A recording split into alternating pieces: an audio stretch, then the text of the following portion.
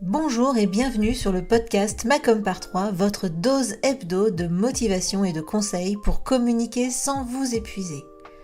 Je suis Hélène Gazul et je suis experte en visibilité pour les solopreneurs. Il y a quelques années maintenant, j'ai quitté le salariat pour enfin créer le job qui correspond à mon équilibre de vie. L'occasion pour moi de constater qu'il ne suffit pas d'être expert dans son domaine pour être entrepreneur. Il faut être aussi comptable, commercial, informaticien, RH et évidemment communicant.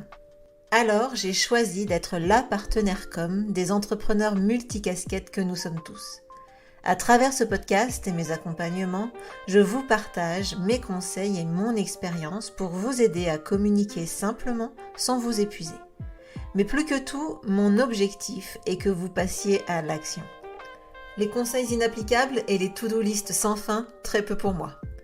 Si vous aimez ce podcast, pensez à le partager autour de vous et à laisser 5 étoiles sur votre plateforme d'écoute préférée. Et pour ne rien manquer, pensez à vous abonner au podcast. En attendant, je vous souhaite une bonne écoute.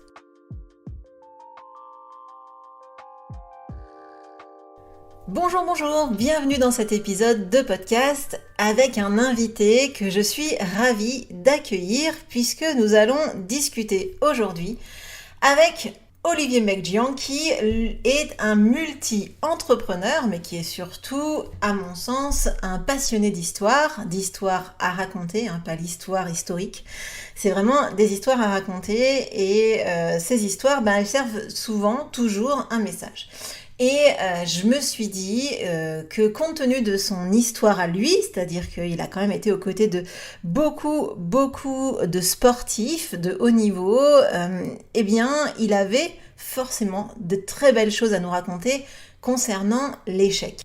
Alors évidemment, l'échec, c'est jamais agréable, c'est jamais plaisant.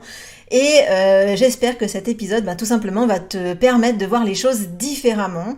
Peut-être t'éviter de subir des échecs. Pourquoi pas aussi mieux aborder tes échecs.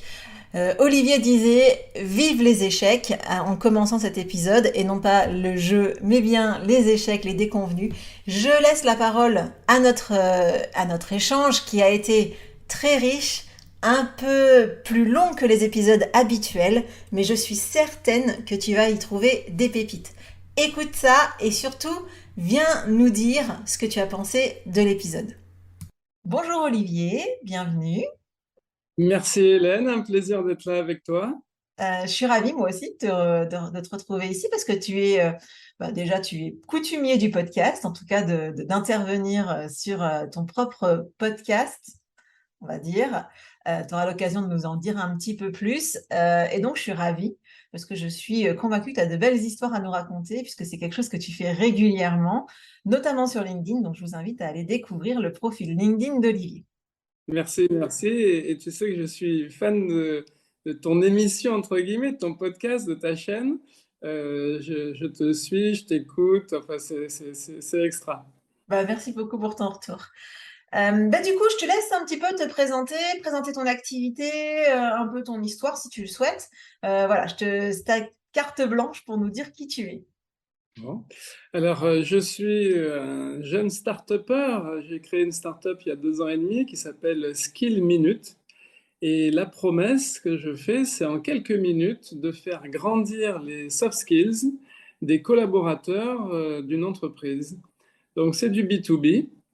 Et le moyen pour faire grandir ces soft skills, c'est les podcasts. C'est des podcasts de 3 minutes, donc c'est très court, dans lesquels je raconte des histoires vraies sur les thématiques que l'on connaît, de gestion du temps, gestion des conflits, savoir demander, savoir refuser, sur l'assertivité, la confiance en soi.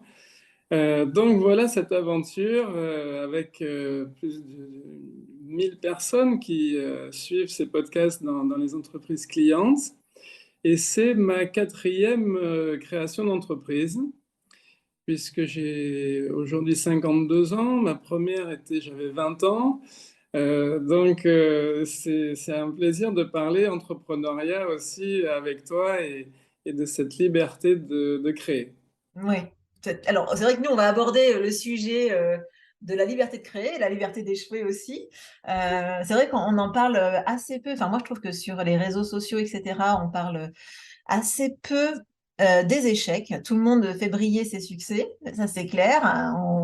C'est la brosse à reluire absolue et j'ai fait un lancement à temps et j'ai tant d'abonnés, etc., etc. Et cetera. Et finalement, quand on échoue, que ce soit pour un lancement ou pour une entreprise ou quand on galère, et ben finalement, on a l'impression qu'on est un peu les seuls.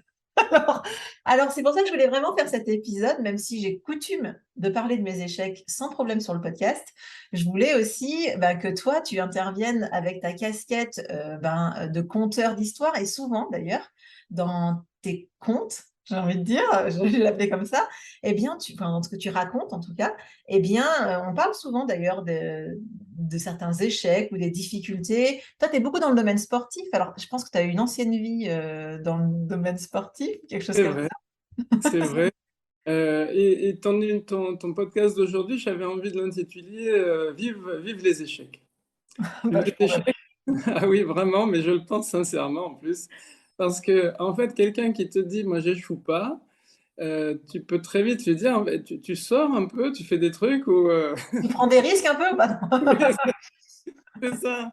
Quelqu'un qui te dit, eh ben, si on prend le domaine du cœur, quelqu'un qui te dit, moi, j'ai jamais eu de chagrin d'amour, d'accord? Et tu vois des gens, non, je reste chez moi, d'accord? Bah, un enfant, un bébé si tu parles à des jeunes parents, tu dis, et des fois il tombe, il dit, non, non, il tombe pas. Mais en fait, il se met pas debout alors. Parce que, Il n'a jamais essayé pour le moment. voilà. Donc en fait, à partir du moment où tu dis il y a quelqu'un qui tombe, forcément, ça veut dire qu'il se met debout. Il essaye de se mettre debout. Et donc forcément, c'est un très bon signe l'échec. C'est comme un commercial ou un joueur de foot qui te dit je sors du match, j'ai eu aucun tir loupé. D'accord. T'as tenté de marquer un but? Non. C'est vrai on peut faire dire ce qu'on veut aux statistiques, ceci dit, à un moment donné. C'est ça, c'est ça. Donc, comme tu le dis, c'est une question de statistique. À un moment donné, de tentatives, d'essais, on va finir par trouver la faille, ça c'est certain. Simplement, c'est la question des attentes. Le cœur de l'échec, c'est le mot attendre, les attentes. Et bien des personnes attendent des choses à la fois monts et merveilles dans un temps imparti très court, trop court. Du coup, eux, ils vivent ça comme un échec, alors que celui qui a un petit peu d'expérience, un peu de bouteille, il dit, mais tu rigoles ou quoi? Là, ça fait quelques mois que tu as démarré, mais tu es complètement dans le timing. Euh, ne t'attends pas à aller ultra vite et ultra haut, surtout quand c'est ta première start-up. Et ça, c'est un piège dans lequel quasiment tout le monde tombe, hein. Ben, on est pressé. On est pressé, Oui, on et est puis on est pressé. dans un monde d'immédiateté, hein, tu sais, donc du coup, on veut tout maintenant, tout de suite. On va se mettre à toc et tout pour pouvoir y arriver. Et c'est vrai que malheureusement, parfois, on a beau être au taquet, avoir des envies de folie, etc. Ben non. Ben C'est non. ça. Du coup, les personnes qui se disent en échec, quelquefois avec un petit pas de côté, se rendent compte qu'en fait, non, c'est juste ce qu'elles attendaient qui était beaucoup trop élevé dans un temps imparti beaucoup trop court. Et Mm. que, en fait, leur chemin, il est complètement normal. Complètement normal. Et malheureusement, il y a une sorte d'affolement dans le cerveau qui veut encore plus accélérer et ça fait une petite spirale quand même négative parce que l'attente est trop élevée.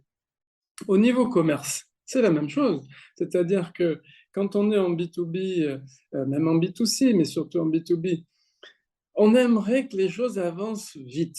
On veut que le client il nous dise oui rapidement, qu'il soit tout de suite dans sa phase d'achat, que et du coup on s'énerve, on est Mm. moins ouvert, moins détendu, on force, on essaye de passer par des moyens un petit peu de pression, et au final on peut perdre le client juste à cause de ça. Ouais. Euh, D'ailleurs, tu vois, dans l'avatar, tu sais, enfin, la cible que moi je fais travailler à mes clients, je leur fais toujours travailler aussi le processus de décision. savoir si c'est une décision qui peut se prendre en 10 minutes.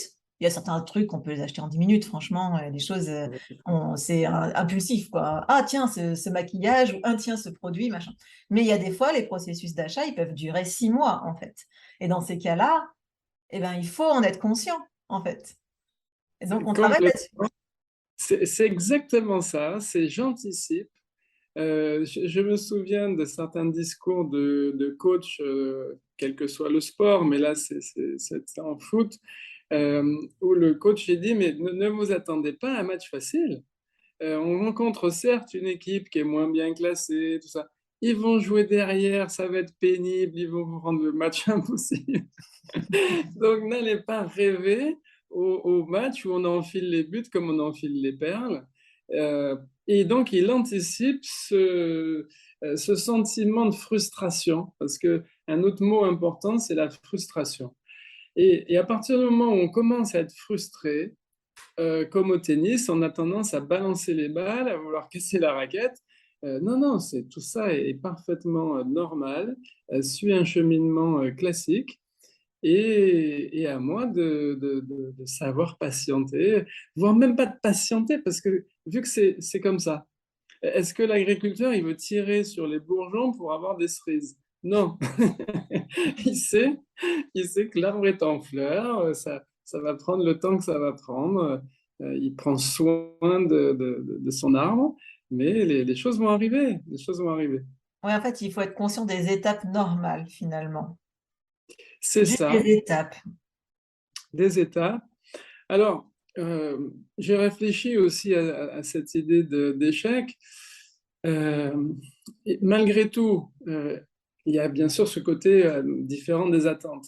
Mais quelquefois, c'est une réalité. C'est-à-dire, si je travaille beaucoup pour pas assez de sous, bon, ben, ok, c'est un échec. Hein, il n'y a pas de souci là-dessus. Au bout d'un certain temps, bon, c'est clair. Donc l'autre chose, c'est la qualité des entrepreneurs à pivoter, le fameux mot, hein, ils ont pivoté. Alors le pivot le plus classique, c'est de passer de B2C à B2B ou inversement. Mais il y a plein de micro-pivots à l'intérieur d'une entreprise qui sont des tout petits pivots. Est-ce que je mets un petit peu plus, un peu moins?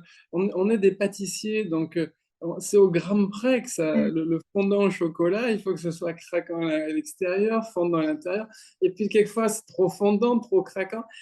Bref, il y a plein de petits pivots et dans un certain nombre de cas, on s'est fait le film avant de démarrer l'aventure. C'est-à-dire qu'on s'est dit, voilà, j'ai mon plan. J'ai mon J'ai- produit, j'ai mon offre. Il y a ça aussi. Il y a ceux qui restent campés sur leur offre, arc-boutés, c'est celle-là, alors que parfois un tout petit changement peut faire la différence, en fait. Exactement. Donc, c'est plein de petits lâcher-prise parce qu'on vante à raison la persévérance et c'est vrai, on lâche rien, on est des dingues, ok, génial. Mais c'est tout aussi important de savoir lâcher sur plein de petites choses. Euh, sur est-ce que mon prix est trop élevé? Est-ce que je lâcherai pas un petit peu là-dessus? Est-ce que je lâcherai pas? Je passe trop de temps à me faire plaisir, à faire des jolies choses et tout ça. Et ça, je continue, je me fais encore plus plaisir. Et ça. Mais est-ce que je lâcherai pas aussi là-dessus? Bref, il y a plein de petits lâcher-prise qui font que, eh bien, entre guillemets, l'échec actuel, il va être ressenti différemment parce que, euh, donc, un autre mot-clé, je dirais, c'est apprendre à faire des petits lâcher-prise, des compromis, des alternatives. On trouve dans son projet plein de choses où, moi, par exemple, j'ai changé de nom d'entreprise. Mais oui, j'ai découvert ça. En fait, j'avais pas suivi que tu avais changé de nom d'entreprise. Exactement. Alors, le premier nom, je ne vais pas le redire, pour qu'il n'y ait pas de confusion, mais alors, le premier nom, je m'étais fait méga plaisir. Hein. C'était une métaphore avec Oui. des oyas, il y a de l'eau à l'intérieur, ça diffuse et tout ça. Très compliqué sur le terrain à expliquer, mémorisation très difficile, tout ça. Tac. J'ai appelé mon expert comptable, j'ai dit combien ça coûte pour changer de nom, le registre du commerce, la banque, le machin. En fait, ça coûte pas tellement cher. Je crois que c'est 400 euros au total. Et maintenant, c'est d'une fluidité, mais je suis tellement content. Si tu veux, tu vois, eh bien, ça, alors bon, à toute proportion gardée, hein, on est des entrepreneurs à taille humaine, mais euh, c'est comme quand tu changes de paire de chaussures. Tu sens bien que ça gratte, que ça va pas, que tu n'es pas complètement à l'aise. Et tu dis, ah, défaire tous les lacets, rechercher une autre paire, et machin, c'est quand même et puis le jour où tu te mets quand même, il y a un matin, tu te réveilles, tu te dis, bon, allez, il y a peut-être quelque chose à faire pour que ce soit... pourquoi je reste attaché à quelque chose c'est vrai, bon, au final, on s'y est fait à cette vieille paire de chaussures. Oui, mais non. Puis, et puis la nouvelle, il faudra la faire aussi, parce que ça va pas venir tout de suite. On a tellement été associé à l'ancien nom. Et puis, une fois qu'on s'est fait à la nouvelle, on se dit, mais pourquoi je me suis fait des cloques, des machins? Et, euh, et donc, c'est comme ça, plein de petits lâcher-prise qui, quand on se dit, bon, là, je suis en situation difficile, peut-être pas d'échec complet, mais difficile, qu'est-ce qu'il faut que je vais lâcher sur quoi? Euh, euh, il y a aussi un vœu d'humilité parce que avec l'ambition de chaque entrepreneur, et ça c'est formidable, il faut conserver absolument ça, son enthousiasme, mais il y a aussi quelquefois un péché d'orgueil. C'est-à-dire, j'ai tout bon, j'ai tout compris. Et mon plan va se dérouler sans accroc. Alors, ceux qui aiment le sport et qui regardent tous les champions, y compris les champions du monde, si tu leur dis, alors, est-ce que ton plan s'est déroulé sans accroc? N'importe lequel, il éclate de rire. Tu vois. S'il n'a pas arrêté de bouger, de transformer son schéma de jeu, enfin, c'est dans ses entraînements, il s'est blessé. Enfin, c'est une vraie quête d'un héros. Hein. Euh, donc, on est à la frontière entre l'entrepreneuriat et puis l'entrepreneuriat, c'est beaucoup de développement personnel. On se trouve nous-mêmes quelquefois avant de trouver ses clients. Euh, et qui on est, ce sur quoi on est bon, ce sur quoi, franchement, on n'y arrive pas. Alors, on essaye et on est en retard et on fait des erreurs et tout ça. D'ailleurs, je me souviens, Hélène, tu montrais combien tu aimais l'oral. Et le moment où tu comprends que le podcast, c'est formidable comme outil de développement commercial, de lien, tu as aussi franchi un cap. Ah oui, ouais, c'est clair. Ouais, c'est clair parce que moi, j'ai voulu faire au forceps ce qu'on on disait qu'il fallait faire, c'est-à-dire des articles de blog, alors que clairement, mon mari n'arrêtait pas de me dire, bah, dis donc, Hélène, t'as pas une très belle plume, merci. Bon, bah, en même temps, excuse-moi de ne pas être écrivain. Et donc, du coup, c'est vrai que j'étais pas très à l'aise et pas très productive et j'avais fait très, très peu d'articles de blog au final. Et puis, le jour où j'ai découvert le podcast, mais ça a été une révélation. Je me suis dit, waouh, enfin, ça, c'est pour moi. Ça, c'est pour moi. Après, il faut s'autoriser à faire les choses, hein. Mais en tout cas, je me suis dit, ça, c'est vraiment. Et depuis, je suis plus que régulière sur les podcasts. Enfin, là, on enregistre, je ne sais même pas quel numéro on enregistre là. Je suis un peu paumée, mais on va dire, on est à plus de 120 épisodes quand même. Donc, c'est énorme. C'est énorme, c'est Mm. énorme. Et il y a deux choses intéressantes dans ce que tu dis. C'est déjà quelqu'un qui est très proche de toi, qui t'aime, qui te veut du bien, et quand il te dit que il y a peut-être un souci avec son tact, hein, j'imagine évidemment qu'il était gêné, machin. Et c'est là où on vient toucher l'humilité ou l'orgueil. Ouais, C'est-à-dire, l'entrepreneur, s'il considère que quand on lui fait une critique, c'est malveillant, mais d'où il sort lui, qu'est-ce qui se passe, et tout ça, non, il y a beaucoup plus écouter et à prendre vraiment en compte, en considération, surtout en plus quand soi-même on ne s'écoute pas forcément, parce que comme tu dis, pour reprendre ton expression, c'est au forceps. Alors, tu t'obliges, tu te mets des contraintes, il faut écrire tant de mots, de telle heure, de machin, tu galères comme c'est pas permis. Et en plus, tu as les critiques. Non, mais alors là, tu te dis, la coupe est pleine. Tu vois, C'est clair. C'est clair. et c'est en ça d'ailleurs qu'on peut parler de micro-échecs au sein de son aventure. Et ça, c'est formidable. Encore une fois, vive l'échec. Parce Mm. que je me suis planté, ok. Pour moi, c'est compliqué. Les autres me disent que ça prend pas, machin tel. Ben, je pivote. Là, j'étais à l'écrit, je passe à l'oral. J'étais en B2B, je passe en B2C. J'étais aussi, une autre notion que je voulais partager avec toi, c'était la notion de à qui je fais plaisir. Euh, Quand on se lance dans l'entreprise, dans l'entrepreneuriat, euh, l'idéal, évidemment, c'est je me fais plaisir et je fais plaisir. Voilà, ça, ok, c'est la quête absolue. Simplement, l'entrepreneur, comme il n'est pas au contact des clients au quotidien, il va glisser la plupart du temps sur je me fais plaisir. Ouais, surtout au début, parce qu'au début, on se cherche. Et c'est souvent d'ailleurs que moi j'ai des clients, ils disent bah, mon client idéal, c'est moi. Oui. C'est vrai. Et ben voilà, on se rejoint. Et à l'autre opposé du spectre, il y a ce que tu citais tout à l'heure, c'est je veux faire plaisir aux gens et moi, je m'oublie complètement et je me mets à écrire des blogs alors que j'ai un talent fou à l'oral et à interviewer et tout ça. Et dans le premier, le second, on en a parlé. Et sur le premier de je me fais plaisir à moi, on va retrouver, mais moi je me mets dedans, hein. Quelquefois, j'écris une histoire, un podcast pour mes clients, et je me suis régalé. Honnêtement, je me suis fait plaisir à écrire cette histoire et tout. Et je me dis, en fait, c'est une histoire, c'est un beau conte, mais je pense pas que ça passe en entreprise. Donc, je la laisse de côté. Alors, quelquefois, je tente aussi, je mets à l'écoute. Quelquefois, j'ai des bonnes surprises.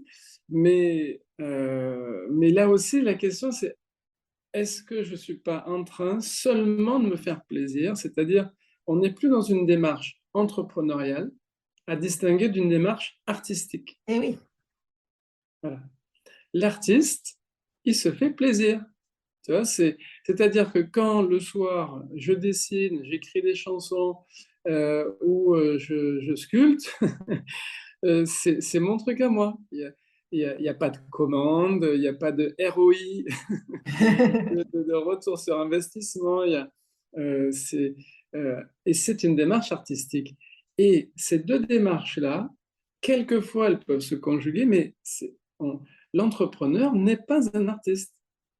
Euh, et si c'est une démarche purement artistique, on a des artistes qui, par exemple, ont eu du succès 200 ans après leur mort. Tu vois, c'est dire, non, Ouais. mais Donc ben là, c'est pas voilà, un échec, en fait, c'est juste attends ton public, en fait, c'est ça. c'est exactement ça. C'est-à-dire, tu découvres des toiles d'un artiste qui à l'époque était sans le sou pendant toute sa vie, et puis on crie au génie, machin. Mais l'entrepreneur, bon, j'espère que personne parmi ceux qui nous écoutent, il souhaite ça, tu vois. Non, voilà, l'entrepreneur, il dit non, il faut que ce soit du temps de mon vivant. C'est mieux, ouais, pour se verser un salaire, tout ça. Ben, c'est ça. Et pour que ce soit du temps du vivant, il faut quand même que ceux qui viennent voir ce que je produis soient satisfaits et soient avec une certaine fidélité. Donc, me faire plaisir, oui, mais jamais, jamais oublier que on travaille pour des personnes. C'est le distinguo entre un loisir et un travail aussi. Le loisir, c'est que pour moi. Et puis le travail, je suis cuisinier. Moi, il y a des gens à midi qui vont venir manger, hein. C'est, donc, je travaille aussi pour des personnes. Et d'où l'intérêt de passer en salle, d'écouter, de vraiment interroger, de faire des questionnaires en ligne, d'appeler les gens en direct aussi. Moi, ça m'apporte toujours beaucoup. Et je ne sais pas toi, Hélène, mais chaque fois que j'y pense, je me dis que je ne le fais pas assez. Toi, t'es comment? Ben, c'est vrai que moi, pour le coup, j'ai des questionnaires de satisfaction que j'envoie régulièrement, enfin qui s'envoient automatiquement, hein, soyons honnêtes, hein, ça se fait tout seul. Mais je me suis rendu compte qu'il y a très très peu de gens qui y répondent en fait. Il y a très très peu de gens. Ils sont pas, ouais, ou peut-être qu'ils se disent je le ferai plus tard, ou peut-être qu'ils se disent, je sais pas. Peut-être qu'ils sont pas satisfaits et du coup ils répondent pas du tout. Mais je sais pas. En fait, c'est vrai que c'est compliqué de savoir. Et tu as raison, ça peut être une bonne idée de se dire allez, je prends le téléphone et j'appelle. Et moi, je suis beaucoup dans l'entrepreneuriat en ligne et je ne demande pas les numéros de téléphone, tout simplement. Donc forcément, ça complique un peu les choses, mais je pourrais le faire de façon moins. Peut-être que l'automatisation, ben, je me questionne en même temps que je te parle, hein, mais peut-être que le côté automatisé, ça enlève de l'humain et du coup, la réponse est moins facile. Peut-être que si je le faisais par message privé sur Instagram, par exemple, ça viendrait plus vite.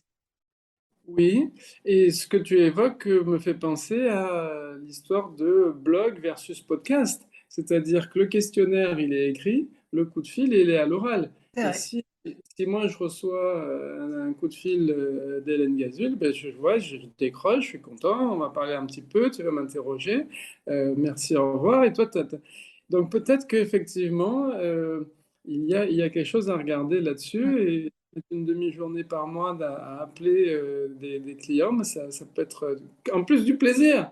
Mais oui, mais oui. Alors, ceci dit, moi, j'aime pas le téléphone. Je fais partie de ces gens qui n'aiment pas le téléphone. Alors, ça rend les choses compliquées, mais là, bon, on fait une sorte de, de Du consulting en Skype. ligne, là, mais euh, bon, désolé, mais en tout cas, c'est vrai que moi, j'ai du mal avec le téléphone. C'est peut-être pour ça que c'est pas vraiment un réflexe, tu vois, mais ben, du Skype, ouais, du Zoom, de la du visio. Ouais. Moi, visio, j'aime bien la visio. voilà, de la visio. Je trouve qu'au Euh, téléphone, il me manque trop d'informations, tu vois.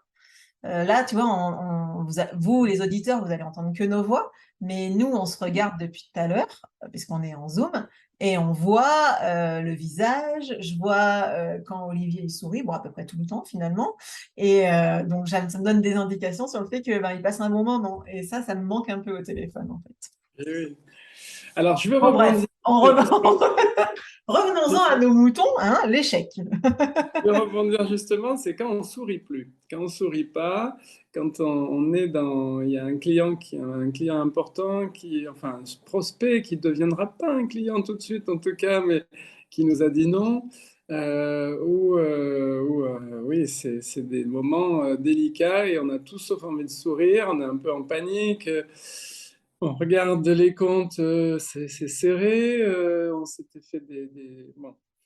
Là-dessus, moi je dirais, c'est important que ça sorte, tout ça. Hein, c'est-à-dire, on a le droit d'être en colère. Moi, j'aime beaucoup écrire. On peut parler aussi, euh, faire des listes, dessiner. Donc, parler, écrire, dessiner, dessiner forme de carte mentale, mais ça peut être aussi dessiner de manière métaphorique. Euh, je me sens comme. Je me sens comme un athlète qui a raté. Et alors, est-ce que c'est le niveau de la finale des JO? Peut-être pas. Peut-être que c'est des qualifications. Peut-être. Je me sens comme un animal qui cherche de l'eau. Voilà. Comment de partir sur de la métaphore et de se dire, ben, voilà, aujourd'hui, comment je me sens. De faire des listes aussi. Euh, Pourquoi et une liste comment. La liste, pourquoi, qu'est-ce qui se passe, qu'est-ce qui s'est passé au niveau matériel, au niveau technique, au niveau relationnel, au niveau timing. Euh, Mettre un certain nombre de raisons de qu'est-ce qui fait que ça n'a pas fonctionné, de bien comprendre, et puis bien sûr la liste du comment je pourrais faire le prochain coup, quelle est ma checklist pour, moi je suis un pilote d'avion, imaginons, hein, mais la checklist, si il y a eu un peu des turbulences et que j'ai failli me cracher, le prochain coup, parce qu'on est tous entrepreneurs dans des secteurs aussi avec, certes, il y a des secteurs qui existent déjà, on peut s'inspirer d'eux, mais vu la vitesse de changement des algorithmes, des LinkedIn, tout ça, on est tous aussi au démarrage de l'aviation. Hein. Alors, on décolle un coup, on se repose, on redécolle, on cherche notre rythme de croisière. Et donc, d'avoir une belle analyse factuelle d'avoir un ressenti et d'oser dire, ben voilà, je me sens comme, et je dessine, et si j'ai envie d'exprimer colère ou tristesse, ou de la peur aussi, j'ai le droit pleinement, entièrement. Ça me rappelle, parce que j'ai passé 7 ans avec l'équipe de France de canoë-kayak jusqu'aux Jeux Olympiques d'Athènes en 2004. Et l'année d'avant, on est au championnat du monde et Benoît Péchier, il rate tout. Il rate toute sa finale et il pleure, il pleure, il pleure. Et si j'en parle, c'est parce qu'il devient champion olympique l'année d'après. Il est champion olympique en 2004. Et en 2003, à Bourg-Saint-Maurice, avec son entraîneur, il dit, on se parle, et il dit, mais je vais pas le laisser comme ça pleurer, ça fait je sais pas combien de temps qu'il pleure. Il reste loin, il revient pas avec nous. Attends, et je lui dis, écoute, laisse-le tranquille. Euh, il est tellement déçu, mais tu vois, mais il a une déception monstre. Il a investi tellement sur cette course. Et pour la petite histoire, son père avait été champion du monde à Bourg-Saint-Maurice Ah il y oui, a d'accord. 30 ans. Donc pour lui, c'était vraiment mais l'échec absolu, si tu veux. Tu vois le truc. Et il a toutes les larmes, je ne sais pas, de son corps qui ont dû sortir ce jour-là. Et je lui dis, honnêtement, on est à 1 an des Jeux. Benoît, il va être champion olympique. Il y aura Benoît Péchier, médaille d'or. Il met une telle énergie là, dans cette déception. Il va trouver des trucs de dingue. Et au final, champion olympique, dans tous les sports olympiques, c'est beaucoup plus fort que champion du monde. Ah ouais, mais c'est marrant Ah ça. ben, Ouais. oui, oui, parce que les JO, c'est le moment où tous les sports plus confidentiels, parce qu'ils sont moins médiatisés, ils trouvent toute leur ampleur. Les championnats du monde de kayak, de plein d'autres sports, c'est les aficionados qui regardent C'est les vrai. Jeux olympiques. Tu dis, il y a un Français en finale, ça y est, puis c'est la Marseillaise et tout ça. Et l'entrepreneur, il y a de ça aussi. C'est-à-dire que quand il rate quelque chose, le côté émotion, il a le droit, et voire même c'est bon d'exprimer tout ça, de le dessiner, de le parler, de le chanter, de se mettre des chansons méga tristes. C'est pas un souci, au contraire. On y va. Il faut que l'orage. On vit l'échec à fond, quoi. Voilà, faut vider l'eau des nuages, il faut que l'orage, voilà, il faut qu'il n'y ait plus d'eau. Voilà, on y va à fond. Après la pluie vient le beau temps, on connaît tous le proverbe, et ça va être le cas. Mais ce moment-là, vivons-le. Les faits, oui. Les émotions, oui. Les jugements, non. Attention, attention. Attention. Ah oui, les jugements du type je suis nul, j'y arriverai jamais, je suis pas digne de machin, je me flagelle et tout ça, non, non, non, jamais, jamais. De l'indulgence, de la sympathie avec soi-même. On a tenté, ça n'a pas fonctionné, il y a des choses dans notre process, hein, dans notre méthode, qui n'ont pas marché. On va reprendre ça. Mais est-ce que si je rate, toi tu es dans les Alpes, une tarte aux noix, tu vois, là, les noix de Grenoble, là, tu fais une magnifique. Elle est trop brûlée, elle est pas bonne. Elle est pas bonne. Est-ce que tu te dis, je ne suis pas bonne moi? Non. Tu te dis, mais j'ai raté quelque chose à un moment donné, mais je ne suis pas raté moi-même. Donc, je reprends ma recette, je me fais accompagner de professionnels. C'est vrai. C'est vrai parce que moi, la tarte aux noix, personnellement, je ne l'ai jamais réussi. Jamais, jamais. Peut-être que je devrais prendre un cours.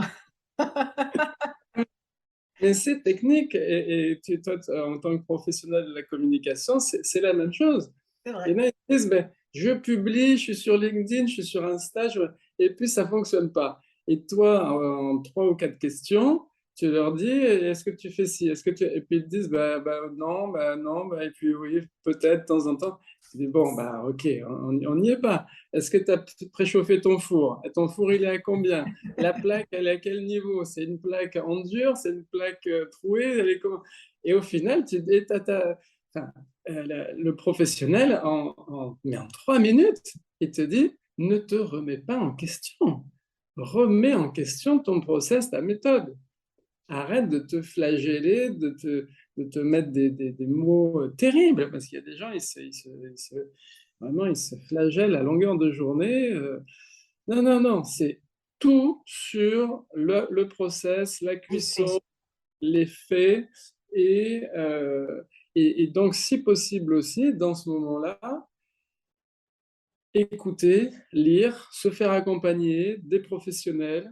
Il y a évidemment les podcasts, le tien. On est dans une époque de podcasts merveilleuse sur plein de sujets. On va trouver des choses intéressantes. Moi, j'aime beaucoup dans la barre de podcast, dans la barre recherche, je tape un mot-clé.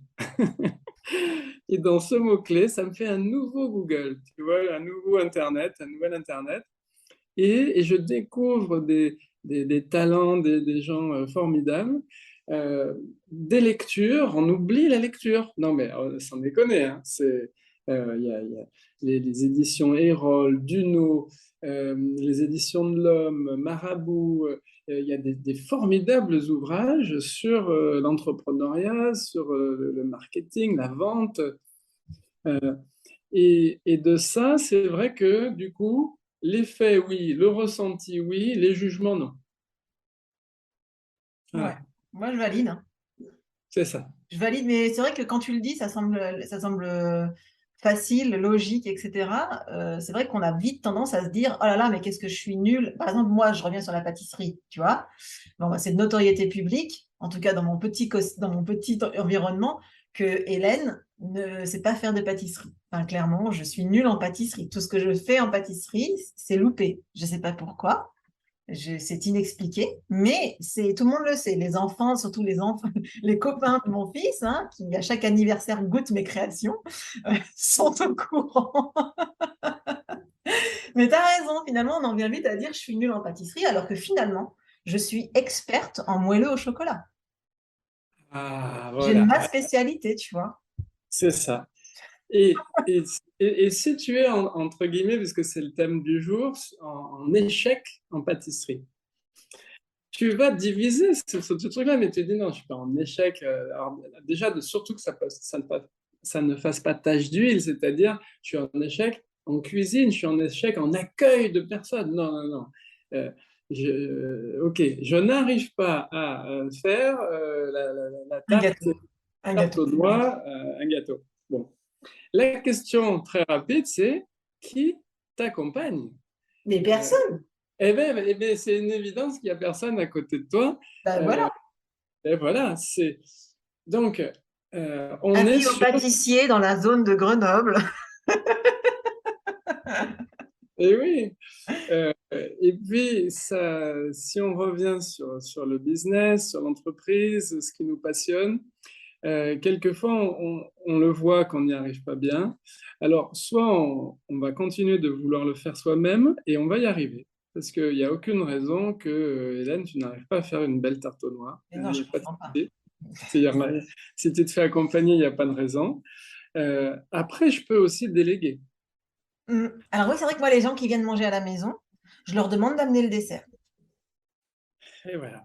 Je Alors, délègue au pâtissier, sinon je vais l'acheter.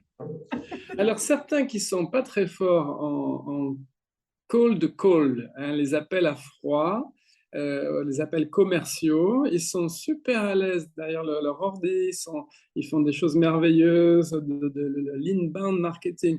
Mais l'outbound, ils sont. Et peut-être que c'est une clé fondamentale dans leur business.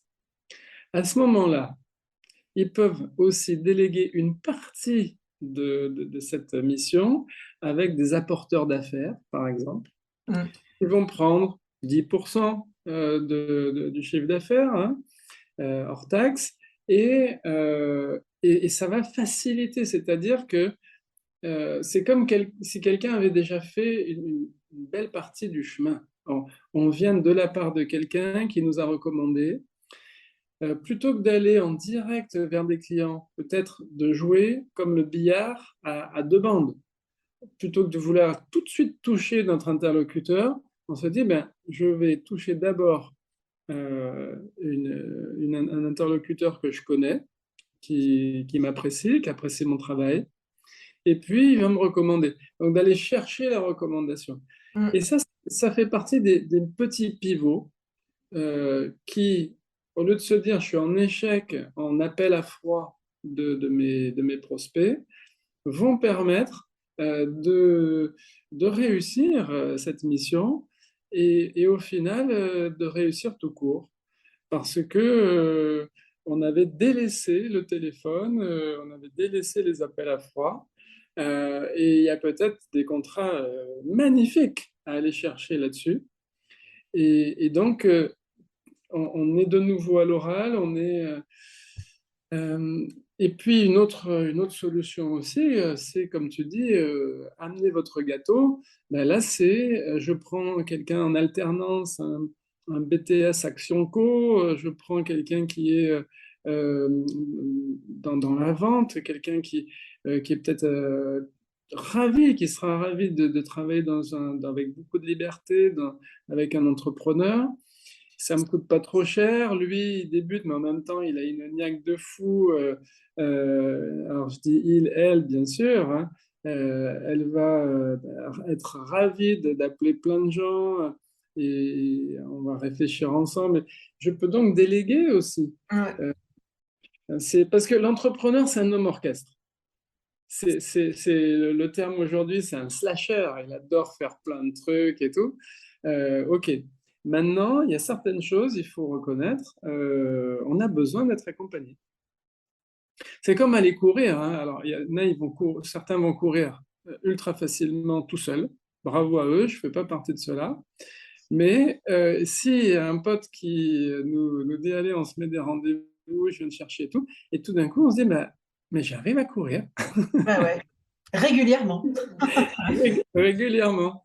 Euh, donc cette idée de je suis en échec, vive l'échec, je me rends compte que je ne passe aucun coup de fil, je fais aucun appel sortant, mon téléphone, j'aurais pu prendre un forfait, aucun appel sortant, tu vois, une ligne, voilà, une ligne qui fait Une qu'appel ligne en 30. une ligne en 30, voilà. Allô, Bouygues, SFR, Orange, je veux une ligne en 30, Free. Voilà, je ne vais pas dépenser, hein. Je ne dépense rien. Oui, tu es dans quel domaine? L'entrepreneuriat. Ah oui, ça c'est plus embêtant. Eh oui, pas d'appel sortant. Waouh, qu'est-ce qui se passe? Ils vont... Donc, et puis d'aller aussi comprendre l'origine de pourquoi je suis en échec sur cette zone. À quel moment, qu'est-ce qui s'est passé? Est-ce que j'avais 12 ans, j'ai appelé un amoureux, et puis je tremblais, et puis il a raccroché, et puis, puis de ce jour, les appels sortants, alors c'est niette, quoi. Tu vois, j'ai tellement souffert à cette période que non, moi, j'en fais plus. Je fais que déjà à l'époque, je faisais SMS, texto, machin. Maintenant, ça, et ben non. Donc, d'aller rechercher l'origine d'un blocage, qu'est-ce qui fait que je suis en échec sur cette zone. Euh, alors, on a déjà bien parlé. Mais oui, j'avais l'impression. En fait, j'avais préparé des questions, puis je regarde au fil de l'eau, on est en train de tous les faire, hein, donc on est parfait pour moi. T'as suivi le plan sans suivre le plan, donc c'est parfait. Sans que je t'oriente ni quoi que ce soit. Je pense qu'on a fait un bon tour parce qu'effectivement, moi, je voulais qu'on aborde les croyances, les raisons, enfin un petit peu les fausses idées sur l'échec, qu'on parle aussi de pourquoi on échouait, de comment on devait rebondir ou réagir suite à un échec. Tout ça, on l'a vu ensemble, donc ça me semble vraiment hyper intéressant. Puis j'aime bien ce que vous avez dit, ce que je vous avez promis. Olivier, il raconte des histoires. À chaque fois, il revient sur des exemples. Alors, c'est vrai que c'est d'un seul coup beaucoup plus enfin, moi qui suis assez visuelle, du coup, je visualise bien la tarte aux noix, j'ai bien visualisé les footballeurs sur le terrain, tout ça. Donc, c'était assez chouette. Alors, je voudrais ajouter des détails, mais qui sont importants. C'est comme tu viens de dire, footballeur, on se souvient des buts. On ne se souvient pas des échecs. C'est vrai. Euh, ils ont loupé des trucs et tout ça. On s'en contre-cogne, hein. Franchement, 2018, on est champion du monde. Ils ont loupé plein de trucs, hein, attention, hein. C'est-à-dire que au final, après, on se souvient des clients qu'on signait, avec lesquels on travaille. Bon, on a fait le post-mortem, on a vu pourquoi, on a loupé, machin, ok. Mais allez, on avance, hein. Le proverbe qui est du côté amoureux, une de perdue, 10 de retrouvée, il y a un peu de ça aussi. C'est, on va se souvenir de nos belles histoires d'amour. On va pas se souvenir de Gaëtan en sixième set qui n'avait pas voulu, hein. Ça, Ah, tant qu'à faire. ou de Virginie, quatrième 3, machin, on s'était pris un énorme râteau, mais on se souvient de nos grandes histoires d'amour. Donc, ici, c'est la même chose, on se souvient des buts, on se souvient de nos super clients qu'on adore et qui nous aiment. Donc, continuons d'échouer parce qu'on va arriver sur quelqu'un, sur un partenaire qui va nous dire, OK, bah c'est d'accord. D'autant plus que celui d'avant, on aura bien appris Bah et oui. qu'on aura bien amélioré notre concept. Je voulais te citer deux petites histoires. Une que j'ai mise sur LinkedIn, c'était l'an passé. C'est Djokovic. Il est en échec en finale de Roland-Garros. Il perd le premier set, il perd le deuxième set.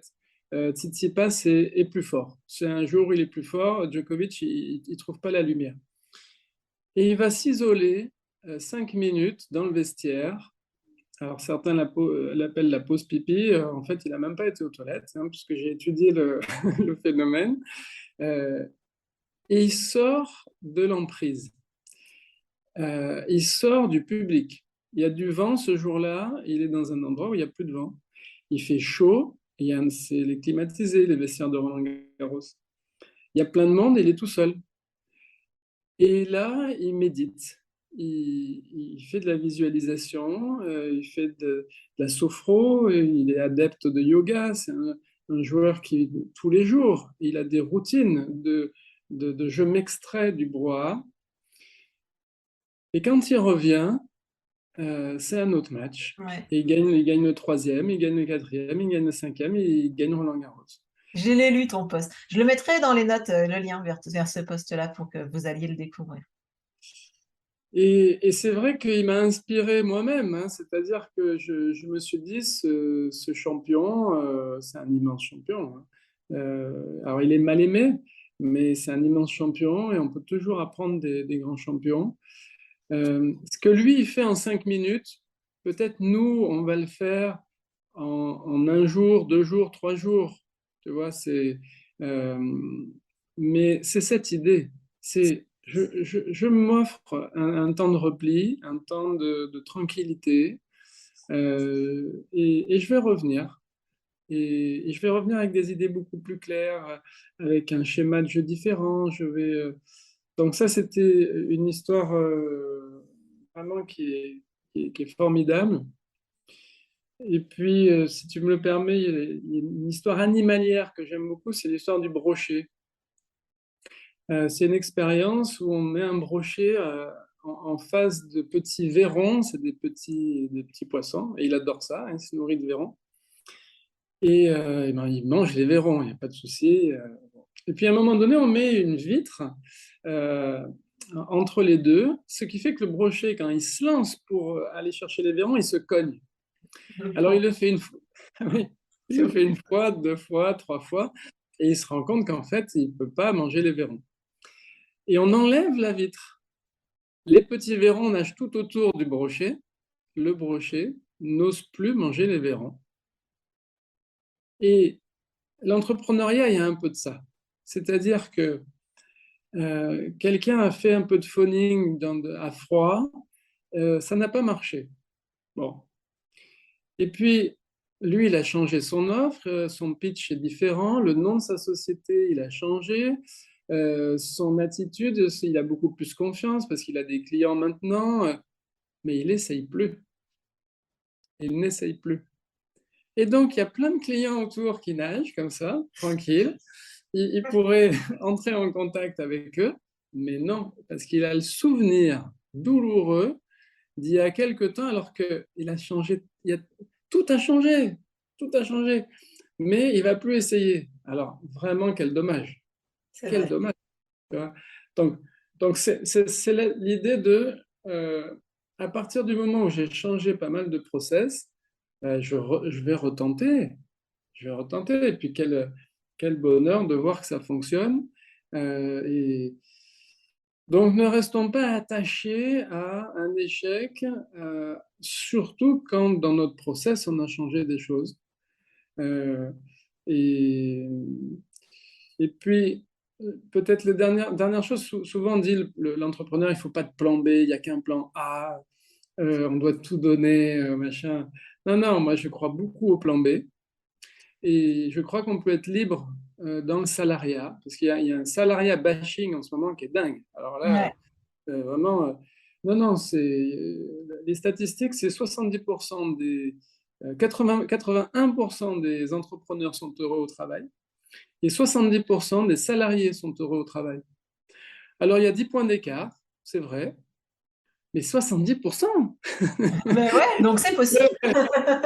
Attends, c'est-à-dire que on a pu faire une parenthèse enchantée ou désenchantée, peu importe, dans l'entrepreneuriat, et puis se rendre compte que notre bonheur et notre liberté, on peut être extrêmement heureux et libre dans le salariat, à condition bien sûr de bien choisir son poste et son manager, de regarder l'environnement. Mais pour moi, c'est un magnifique plan B, hein. Euh, donc évidemment qu'on sera. Ça me fait penser à Christophe Colomb. Christophe Colomb, il dit bon, alors, il y a 4 investisseurs, hein, c'est comme du capital investissement, et qui dit bon, Christophe, tu vas nous amener en Inde. D'accord, très bien. Bon, il découvre l'Amérique. Donc l'échec, c'est aussi ça. Je me suis rendu compte que bah, c'était pas mon truc, mais j'ai découvert une boîte, je suis salarié, il y a plein de trucs qui se passent bien. N'oublions pas le plan B.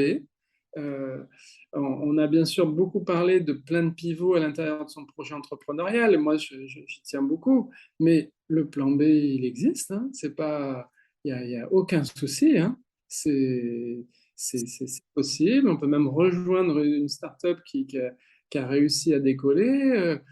Tous les avions ne décollent pas à la même vitesse. On sera les bienvenus avec notre expérience. Donc vive l'échec. Hein, on continue, on va essayer encore plein de choses, on va apprendre, on va regarder tout ça. Et puis si on met de l'enthousiasme des personnes tout autour, ça va être formidable. Mm. En tout cas, ça donne plein de pistes, ça fait bien réfléchir tout ce que tu nous dis. Merci beaucoup pour tout ce que tu nous as partagé. Alors, normalement, à la fin de l'épisode, je propose à mes auditeurs de découvrir qui tu es et où on peut te retrouver, sachant que toi, bon, évidemment, ton offre actuelle, elle est à destination plutôt d'entreprises qui sont des grosses, plutôt Oui, c'est du B2B. voilà, mais du B2B, j'ai envie de dire, pas entrepreneur pour entrepreneur, c'est des entreprises, des PME, on va dire, environ, ou des plus grosses. Donc, mais n'empêche que je vous invite vraiment à aller découvrir Olivier. Donc, si tu veux nous dire où on peut te découvrir et où on peut voir tout ce que tu Alors, partages. alors bien sûr LinkedIn, mais aussi mon site internet skillminute tout au singulier.com. Et là, j'ai mis 3 histoires, 3 podcasts en extrait, euh, et avec grand plaisir, et je répondrai. Et puis, très, très belle route à chacun, hein, parce que c'est belle découverte de soi, de soi-même, belle découverte de son projet, et avec beaucoup d'enthousiasme, et plein de belles choses pour chacun. Bah, merci beaucoup, Olivier. Merci pour tout ce que tu nous as partagé. C'est un épisode qui était plus long que d'habitude, mais très riche. Donc, j'espère qu'il vous aura plu. En attendant, je vous souhaite une excellente semaine et je vous dis à la semaine prochaine pour le prochain épisode du podcast. Ciao! Au revoir. Je t'avais